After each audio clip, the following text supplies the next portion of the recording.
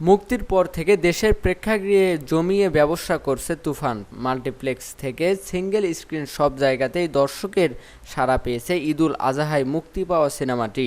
দেশের গণ্ডি পেরিয়ে ২৮ জুন যুক্তরাষ্ট্রে, অস্ট্রেলিয়া, সুইডেন, কানাডা সহ ১৫টি দেশের শতাধিক হলে দেখা যাচ্ছে তুফান। এবার জানা গেল পশ্চিমবঙ্গে তুফানের মুক্তির তারিখ। প্রযোজনা প্রতিষ্ঠান থেকে জানানো হয়েছে আগামী ৫ জুলাই পশ্চিমবঙ্গে মুক্তি পাবে তুফান। এছাড়া পরবর্তী সময় হিন্দি ভাষায় ভারত জুড়ে মুক্তির পরিকল্পনা চলছে। এখন চলছে ডাবিং এর কাজ। এদিকে দ্বিতীয়বারের মতো হলে বসে তুফান উপভোগ করেছেন শাকিব খান। সাধারণত নিজের সিনেমা দেখতে হলে যান না তিনি, তবে এবার তুফান মুক্তির পর ব্যতিক্রম। এই নায়ক এক সপ্তাহের মধ্যেই দুইবার প্রেক্ষাগৃহে বসে নিজের সিনেমা উপভোগ করলেন। তিনি সর্বশেষ গত শুক্রবার মহাখালী স্টার সিনেপ্লেক্স তার বাণিজ্যিক প্রতিষ্ঠান রিমার্ক হার্লেনের কর্মী ও তাদের পরিবারের সদস্যদের নিয়ে সিনেমা দেখেন শাকিব। সিনেমা দেখা শেষে তিনি জানান, বাংলাদেশের সিনেমা নিয়ে তিনি যে স্বপ্ন দেখেন তা তুফানের হাত ধরে আরো এক ধাপ এগিয়ে গেছে। শাকিব খান বলেন, তুফান যে শুধু দেশে ঝড় তুলেছে